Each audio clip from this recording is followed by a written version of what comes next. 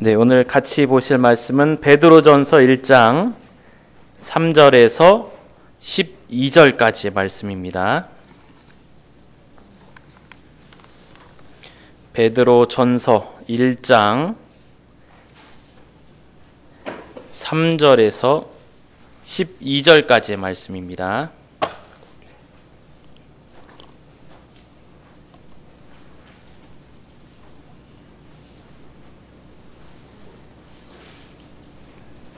우리 한 절씩 교독하도록 하겠습니다. 우리 주 예수 그리스도의 아버지 하나님을 찬송하리로다. 그의 많으신 긍휼대로 예수 그리스도를 죽은 자 가운데서 부활하게 하심으로 말미암아 우리를 거듭나게 하사 산 소망이 있게 하시며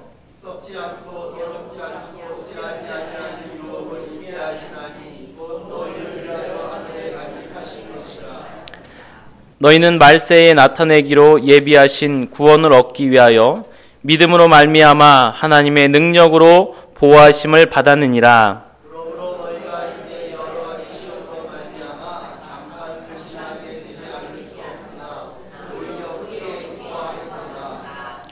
너희 믿음의 확실함은 불로 연단하여도 없어질 금보다 더 귀하여 예수 그리스도께서 나타나실 때에 칭찬과 영광과 존귀를 얻게 할 것이니라. 예수를 너희가 보지 못하였으나 사랑하는도다. 이제도 보지 못하나 믿고 말할 수 없는 영광스러운 즐거움으로 기뻐하니 믿음의 결국 곧 영혼의 구원을 받음이라. 이 구원에 대하여는 너희에게 이날 내를 내어가는 선지자들이 영원하고 부지런히 살면서 자기 속에 계신 그리스도의 영이 그 받으실 고난과 후에 받으실 영광을 미리 증언하여 누구를 또는 어떠한 때를 지시하시는지 상고하니라. 이 섬긴 바가 자기를 위한 것이 아니요 너희를 위한 것이니 계시로 알게 되었으니 이것은 하늘로부터 보내신 성령을 힘입어 복음을 전하는 자들로 이제 너희에 대한 것이요 천사들도 살펴보기를 원하는 것이니라. 아멘. 네. 오늘은 우리가 잘 아는 것처럼 부활주일입니다. 혹시 부활주일이 늘 봄에 찾아온다는 사실은 다 알고 계시죠? 부활절을 정하는 기준도 봄의 절기인 춘분과 관련이 있습니다. 매해마다 이제 춘분이 지나고 보름달이 뜬 후에 이제 다가오는 그 주가 바로 부활주일로 정해지게 됩니다. 우리가 긴 겨울을 소망 가운데 지낼 수 있는 이유가 있는데 그것은 그 긴 겨울이 계속해서 우리의 삶에 계속되는 것이 아니라 그 긴 겨울이 지나고 나면 우리에게 봄이 온다는 그 사실, 그것이 우리로 소망을 갖고 겨울을 지낼 수 있도록 합니다. PPT, 여기 싹이 났죠? 한번 계속 한번 보여주세요. 네, 싹이 나고요. 네, 꽃이 있는데 잘 안 보이네요. 네, 계속 넘겨주세요.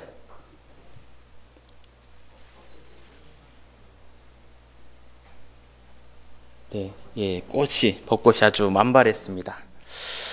이 꽃들을 보는 순간 어느 누구도 그 얼었던 마음을 풀지 않는 사람은 없을 것입니다. 우리가 애써 믿음의 삶을 살아가는 이유도 그 끝에는 부활의 약속이 있기 때문입니다.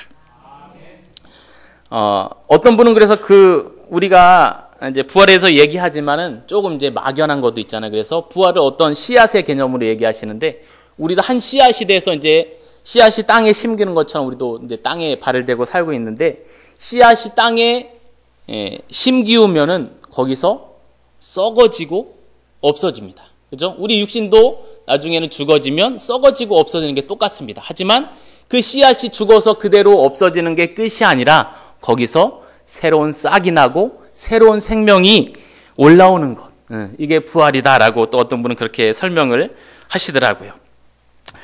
하나님은 우리가 부활할 것을 잊지 않기 위해서 매해마다 긴 겨울이 지나면 봄이 찾아오게 오셔서 또 새로운 생명을 통해서 우리가 부활의 삶을 잊지 마라. 라고 계속해서 일깨워 주고 계십니다. 저번에도 한번 말씀을 드렸는데 어쨌든 이 돌아오는 봄마다 봄을 맞이하면서 우리는 부활이 이런 거구나. 죽었던 그 땅 가운데서 생명이 다시 살아나는 것, 그게 부활이구나. 그런 생각을 하고 있었는데 마치 한번 찾아보니까 시가 있더라고요. 부활의 봄이라는 시인데요. 나올까요? 네. 최윤숙 사모님이 쓰신 건데 뭐 제가 아는 분은 아니고요. 네. 마침 이 부활의 봄이라는 시를 쓰셨더라고요. 그래서 제가 한번 읽어보도록 하겠습니다.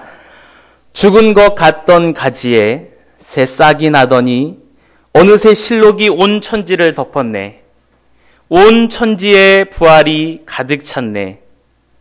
잎들마다 손을 흔들며 나를 환영하네. 우리는 다시 살아났어요. 이 땅이 있는 동안 봄마다 부활할 거랍니다. 그런 것이었구나. 죽으면 다시 부활한다는 진리를 해마다 실록들이 가르쳐 주었구나. 왜 이제 알았을까? 실록의 봄을 아름답게만 느꼈을 뿐 온 천지에 가득 찬 부활의 생명, 부활이 봄임을 왜 깨닫지 못했을까? 주님의 부활과 함께 아들도 영생을 얻고 하늘나라에서 다시 태어나 주님의 부활을 노래하네. 주님의 부활을 찬양하네. 온 천지에 가득 찬 부활의 봄으로 내 가슴은 뛰고 부활의 생명력으로 가득 차네. 이렇게 아름다운 봄이라니. 때가 되면 나도 부활하겠지. 부활의 봄을 주신 주님께 감사 찬양을 드리나이다. 사모님께서 이렇게 봄을 통해서 우리가 부활을 생각하라고 했던 그런 것들을 이 시로 굉장히 잘 표현을 해 놓으셨더라고요. 그래서 한번 소개를 해 드렸습니다.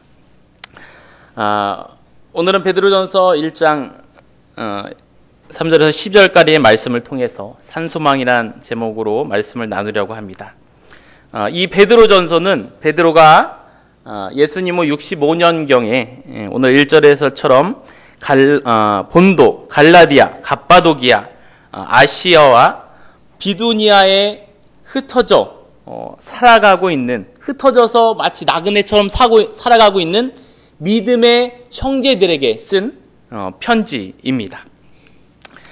당시 예수를 믿는 사람들은 그 로마의 네로 왕자의 박해를, 그 굳은 박해를 잘 견뎌내고 있었습니다.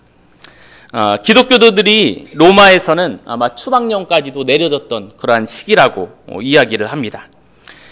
그래서 주를 믿는 성도들은 고향을 떠나서 낯선 곳으로 흩어져서 마치 나그네들처럼 그렇게 살아가고 있던 그러한 상황이었습니다.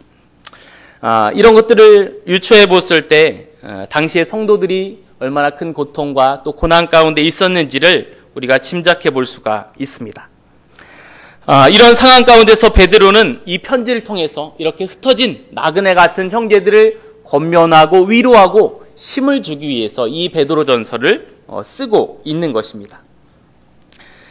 근데 이 베드로가 처음에는 어땠습니까? 아까도 말씀을 들었지만 닭이 울자. 그 전에는 내가 주님을 위해서 죽겠습니다 라고 했던 베드로가 닭이 3번 울자 예수님을 배반하고 말았습니다. 예수님 앞에 차마 고개도 들 수 없는 그러한 상황이었습니다. 하지만 예수님이 베드로를 찾아오셨습니다. 아마도 다시금 고기를 잡으러 갔던 것 같습니다. 요한복음 21장 22장 보면은 예수님이 오셔서 고기를 잡고 있는 그들에게 와서 조반을 먹으라 라고 이제 고기를 청하고 해서 아침을 차려 주십니다. 단박에 얘 이놈하고 혼내실 것 같았지만 예수님은 그렇지 않으시고 조반을 먹이신 후에 나를 사랑하느냐라고 3번 물으시고 내 양을 먹이라라고 베드로를 다시금 일으켜 세워주십니다. 그 배운 것 없고 또 무식했고 예수님을 배반해서 사람 취급도 못 받을 것 같은 그 베드로를 위로해 주시고 다시금 세워주셨을 때 예수님이 죽으셔서 끝장난 게 아니고 다시 부활하셔서 그에게 다가와 그에게 신뢰로 내 양을 먹이라고 하셨을 때 베드로가 성령을 통해 행하셨던 일들을 아시죠? 3,000명, 5,000명이 전도되어서 예수님을 믿는 놀라운 역사를 일으키는 위대한 사람이 되었습니다. 예수님께서 베드로에게 다가와 위로하고 그를 세워주셨던 것처럼 지금 베드로가 또 부활의 소망을 가지고 있는 산소망을 단단히 붙잡고 있는 이 베드로가 또한 어려운 가운데 있는 다른 성도들을 예수님처럼 또 세우고 일으키고 그들을 격려하고 위로하고 있는 것입니다. 당시에 그 성도들이 당했던 고난과 시험에 비교할 수 없겠지만 또 고난과 환난 가운데 오직 믿음으로만 살아가고 있는 오늘날의 수많은 성도들에게 오늘의 이 말씀은 산소망이 될 줄로 믿습니다. 소망이라는 것은 이 땅을 살아가는 모든 사람들에게 필요한 것입니다. 소망은 어떤 일을 기대하고 바라는 마음입니다. 그 소망이 있기 때문에 내가 조금 힘들고 어려워도 조금 나아질 거야. 이런 형편이 열릴 수 있을 거야. 그런 소망이 있기 때문에 누구나 어려움을 딛고 살아갈 수가 있게 되어지는 것입니다. 하지만 그것들을 보면서 소망이 있는 사람, 소망이 없는 사람, 그 삶이 확연히 다른 것들을 우리는 알 수가 있습니다. 그런데 거기서 우리가 간과하면 안 되는 것이 있습니다. 소망에도 2가지 종류가 있습니다. 하나는 막연한 기대입니다. 잘 될 거야. 이 문제가 풀릴 거야라는 어떤 막연한 기대고요. 또 한 가지의 소망은 확실한 근거가 있는 소망입니다. 이 둘 사이에는 분명히 차이가 있습니다. 하지만 대부분의 사람들은 근거가 없는 막연한 내일의 소망을 두고 살아갑니다. 앞으로 좋은 날이 있을 거야. 인생 한 방이지. 나에게도 언젠가는 풀릴 날이 분명히 있을 거야라는 막연한 기대를 하고 살아갑니다. 하지만 인생이 내 뜻과 같지는 않습니다. 계속해서 실패를 한다거나 내가 원하는 바와 같지 않고 엉뚱한 방향으로 나아간다면 순식간에 나를 지켜주던 그 소망이 절망으로 바뀌어지는 것을 우리는 알 수가 있습니다. 이것이 바로 근거가 없는 소망의 특징입니다. 그러나 분명한 근거가 있는 소망은 다릅니다.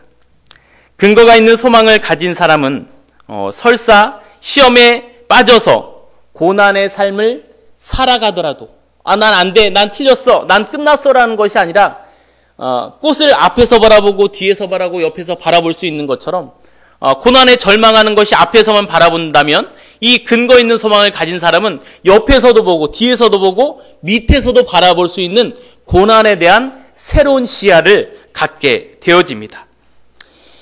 그리고 어떠한 고난이 다가오더라도 다른 시야 또 넉넉한 마음을 가지고 그 고난을 넉넉히 이겨갈 수가 있습니다.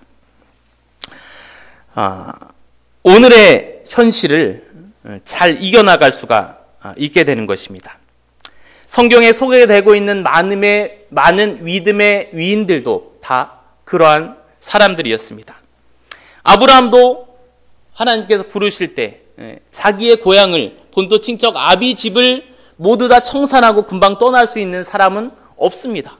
하나님께서 분명히 약속하셨지만 어디로 갈지는 정확히 모르는 상황 가운데서 주님의 약속만을 믿고 떠났습니다. 야곱도 그렇죠. 형 앞에 가기 전에 야복과 강가에서 굉장히 두려웠습니다. 형 앞에 가는 것이 아직도 마음에 장벽이 남아 있었습니다. 하지만 하나님을 끝까지 붙잡을 때 그 소망을 가지고 형 앞에 당대히 나갈 수가 있었습니다. 우리가 잘 아는 요셉도 하나님의 꿈을 보여주셨고 꿈의 사람이라고 칭하였지만 그가 가는 것은 구덩이였고 감옥이었고 모함이었습니다. 하지만 하나님이 함께 하심으로, 하나님이 소망이 되심으로 그 가운데서 절망하지 않고 내게 맡겨진 일들을 다른 시야에서 성실히 감당했을 때 하나님은 그 길을 열어주셨습니다. 다윗과 또 많은 믿음의 인물들도 또한 마찬가지입니다. 산소망을 가진 사람들은 어떠한 시험 가운데서도 결코 믿음을 잃지 않았던 사람들이었습니다. 그렇다면 현대를 사는 믿음의 사람들의 소망의 근거는 무엇입니까? 지금 이 시대를 사는 우리들의 소망의 근거는 무엇입니까? 그것은 바로 예수 그리스도의 부활인 줄 믿습니다. 믿음의 사람들은 무엇이든지 막연하게 바라지를 않습니다. 분명하고도 확실한 것을 믿고 기다리는 것입니다. 인간의 최대의 적이고 인간이 가장 불행하고 가장 두려움을 느끼는 것을 이야기하라 그러면 그것은 바로 죽음입니다. 그것은 인간의 한계입니다. 무엇으로도 그것을 극복할 사람이 없습니다. 극복할 능력이 없습니다. 하지만 우리 예수님만이 그 사망의 권세를 이기고 부활하셨습니다. 어느 종교도 그 지도자나 어떠한 사람이라도 다시 태어난 그 사람을 기념하는 절기는 어느 종교에서도 없습니다. 바로 예수님만이, 예수 그리스도의 부활만이 우리 소망의 근거가 되어집니다. 성경은 또 기독교는 막연한 것을 말하지 않습니다. 성경은 예수 그리스도께서 죽음에서 부활하셔서 죄와 어둠의 사망 권세를 이기셨다고 말씀하고 있습니다. 그리고 부활의 모든 약속을 믿고 살아가는 성도들에게 그 부활의 권세를 주신다고 말씀하셨습니다. 예수 그리스도는 2000년 전에 이 땅에 오시고 십자가를 지시고 또 죽음에서 부활하심으로 말미암아 우리의 미래를 확실한 증거로 확증해 주셨습니다. 이것을 믿는 사람들이 바로 우리 그리스도인들입니다. 오늘 본문 가운데서 분명하게 말씀을 해주고 있습니다. 오늘 3절 말씀인데요. 우리 주 예수 그리스도의 아버지 하나님을 찬송하리로다. 그의 많으신 긍휼대로 예수 그리스도를 죽은 자 가운데서 부활하게 하심으로 말미암아 우리를 거듭나게 하사 산 소망이 있게 하시며 라고 말씀하고 있습니다. 사도 베드로는 여러 가지 시험 속에서 고난을 당하는 사람들에게 그냥 단순히 있네, 너 그냥 끝까지 참기만 해 라고 말하고 있지 않습니다. 믿는 자들에게 분명하고도 확고한 예수 그리스도의 부활을 근거로 해서 인내하라고 우리 가운데 근거로 제시하고 있습니다. 그래서 베드로는 이 소망을 산 소망이다 라고 우리 가운데 말씀하고 있습니다. 그럼 이 산 소망을 가지고 사는 사람들이 받는 게 무엇입니까? 베드로 오늘 4절 5절을 보니까 썩지 않고 더럽지 않고 쇠하지 아니하는 유업을 우리가 잊는다고 말씀하고 있고요. 5절의 후반절에서는 하나님의 능력으로 우리가 보호하심을 받는다고 말씀하고 있습니다. 따라서 현재 고난 가운데서도 사도 베드로는 오히려 크게 기뻐하는도다 라고 우리 가운데 말씀하고 있습니다. 오늘 6절인데요. 그러므로 너희가 이제 여러 가지 시험으로 말미암아 잠깐 근심하게 되지 않을 수 없으나 오히려 크게 기뻐하는도다 말씀합니다. 믿는 자들의 삶 가운데도 분명한 시험들이 있음을, 고난이 있음을 우리는 알 수 있습니다. 하지만 우리는 그 고난에 넘어져서 그 고난만 바라보고 거기에 넘어져 있는 사람이 아니라 일어나서 우리에게 부활이 있음을, 우리에게 산소망이 있음을 알고 모든 것을 털고 허허 웃으며 기뻐할 수 있는 사람들이 바로 우리들임을 베드로는 말씀해 주고 있습니다. 믿음의 사람들은 불확실한 미래를 가지고 살아가는 것이 아닙니다. 확실한 소망, 예수 그리스도께서 걸어가신 부활의 산소망을 가지고 살아가는 것입니다. 그러기에 현재 어떠한 시험 가운데서도 결코 승리하게 되는 줄 믿습니다. 7절에 또 이렇게 약속을 하고 있습니다. 너희 믿음의 확실함은 불로 연단하여도 없어질 금보다 더 귀하여 예수 그리스도께서 나타나실 때에 칭찬과 영광과 존귀를 얻게 할 것이니라 라고 말씀하고 있습니다. 농부는 봄에 씨앗을 뿌립니다. 그리고 가을을 기다립니다. 영광과 칭찬과 존귀를 얻을 때까지 우리는 기다려야만 하는 것입니다. 어떤 고난과 아픔이 있더라도 그 속에서 인내하면서 우리는 기다려야 합니다. 왜냐하면 가을이 올 때 우리가 열심히 무더위와 싸웠던 그 노력이 지나고 가을이 올 때 우리는 우리가 열심히 수고했던 논밭에서 열매를 얻기 때문입니다. 한편으로는 인내한다는 것은 반드시 열매가 있다는 것을 소망하는 것입니다. 그래서 예수 그리스도의 부활을 믿는 사람들은 주님의 다시 오심을 기다립니다. 영광과 칭찬과 존귀를 얻을 때까지 우리는 기다려야만 하는 것입니다. 사도 베드로는 기다리는 사람들에게 8절 9절 이렇게 이야기를 합니다. 예수를 너희가 보지 못하였으나 사랑하는도다. 이제도 보지 못하나 믿고 말할 수 없는 영광스러운 즐거움으로 기뻐하니 믿음의 결국 곧 영혼의 구원을 받음이라 라고 말씀하고 있습니다. 우리가 현실의 육신의 눈으로는 우리도 예수를 지금은 볼 수가 없습니다. 하지만 우리는 예수님을 사랑하고 있습니다. 왜요? 우리의 믿음이 있기 때문입니다. 그리고 믿음의 결국은 곧 영혼의 구원임을 사도 베드로는 우리 가운데 말씀해 주고 있는 것입니다. 이런 산소망을 가지고 사는 우리에게 사명이 하나 있습니다. 아까 낮에도 말씀하셨지만 오늘 12절에 보니까 후반부에 하늘로부터 보내신 성령을 힘입어 복음을 전하는 자들로 이제 너희에게 알린 것이요 라고 말씀하고 있습니다.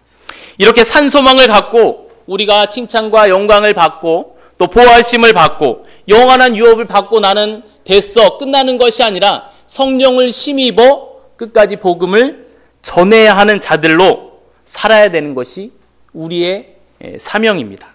아까도 베드로도 말씀드렸지만 부활하신 주님을 믿고 산소망을 가지고 그는 뛰쳐나갔습니다. 거기서 복음을 전했을 때 많은 영혼이 주님께로 돌아오는 그런 놀라운 역사가 있게 되었습니다. 바울 또한 마찬가지였습니다. 바울도 부활하신 예수님을 만난 후에 그렇게 고백을 했죠. 나의 달려갈 길과 주 예수께 받은 사명을 위해서는 내 목숨을 아까운 것으로 여기지 않는다고 하면서 바울의 사명의 길을 갔습니다. 물론 그의 삶 가운데 가시가 있었습니다. 질병이라는 가시가 있었고 그것을 기도했지만 하나님께서 들어주시지 않았지만 바울은 그렇게 고백했죠. 내 은혜가 내게 족하다는 주님의 말씀으로 내 질병을 고쳐주시지 않을지 할지라도 나에게 받은 사명이 있기에 기꺼이 감사함으로 그 사명의 길을 달려가는 그 바울의 모습을 볼 수가 있습니다. 이번 주에 제가 봤던 한 영상이 있는데 이승복 박사라는 분의 영상인데 그 어린이집 원장님이 이제 믿는 분이세요. 그래서 거기 학부모들에게 이제 보여주시는데 좀 감동이 돼서 잠깐 소개를 해드리려고 합니다. 영상 좀 한번 틀어주세요. 예.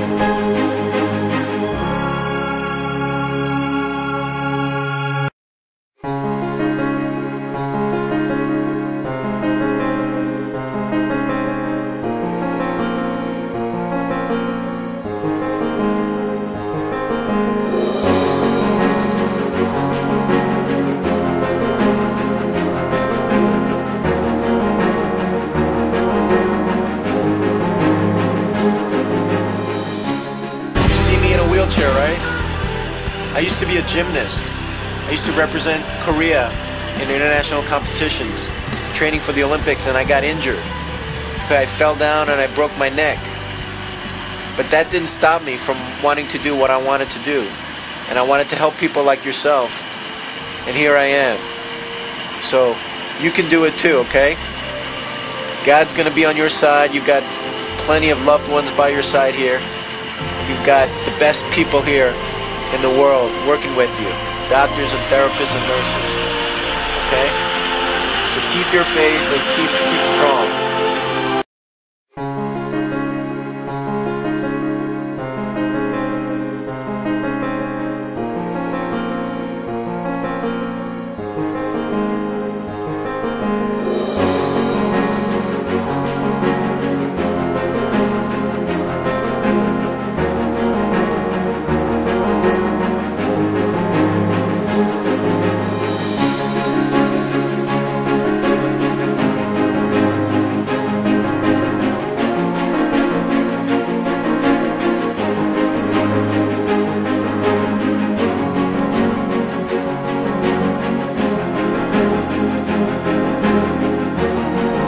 여기까지 보겠습니다.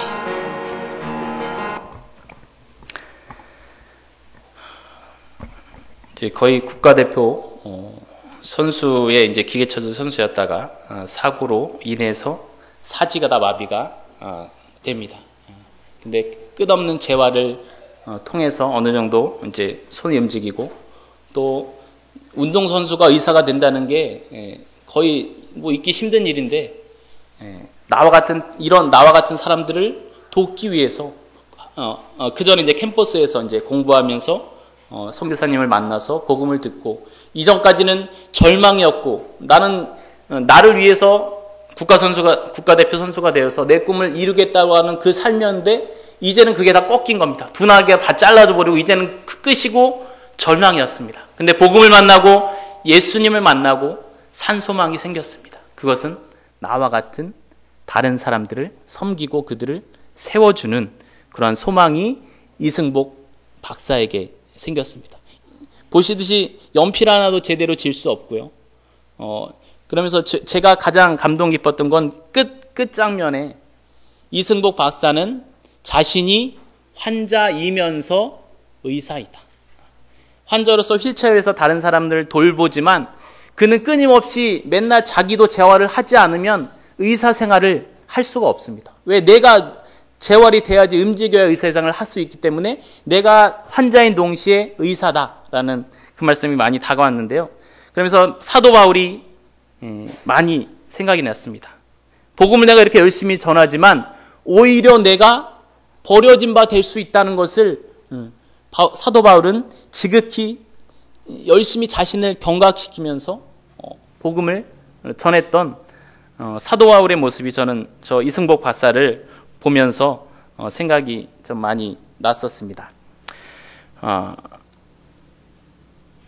우리에게도 예기치 않은 절망이 올 수도 있고 또 고난이 올 수도 있습니다. 하지만 우리 예수님께서 부활의 산소망으로 우리 가운데 함께 계십니다. 그리고 그 능력으로 우리를 늘 보호해 주시고 또 하늘의 영원한 유업을 우리에게 주시기로 약속을 하셨습니다. 하지만 우리가 거기서 멈춰 있으면 안 되고요. 12절에처럼 성령을 힘입어 복음을 전하는 자로 우리를 부르셨고 또 우리는 그렇게 살아야 합니다. 이곳에 머물러 있어서는 안 됩니다.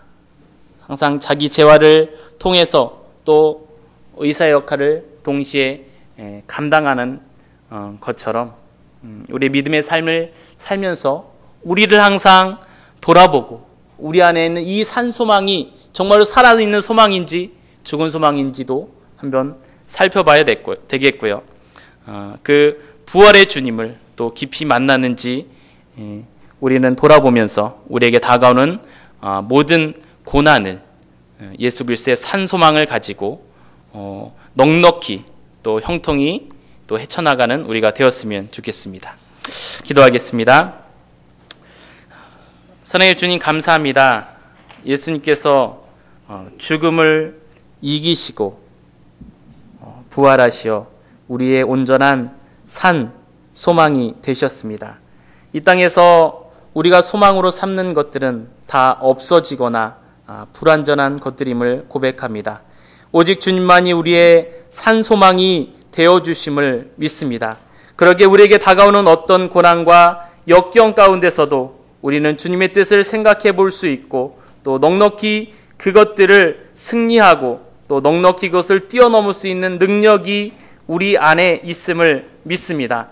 우리가 고난과 역경 가운데 그대로 주저앉아 있지 않게 도와주시고 우리의 산소망 되신 예수 그리스도를 온전히 바라봄으로 말미암아 일어나 나 자신을 돌아보고 또 주님 주시는 능력으로 걸어가게 하여 주시고 이것을 나만 소유하는 것이 아니라 주님을 아직 모르는 또 부활의 소식을 모르는 자들에게 성령을 힘입어 복음을 전하는 자들로 우리를 사용하여 주시옵소서.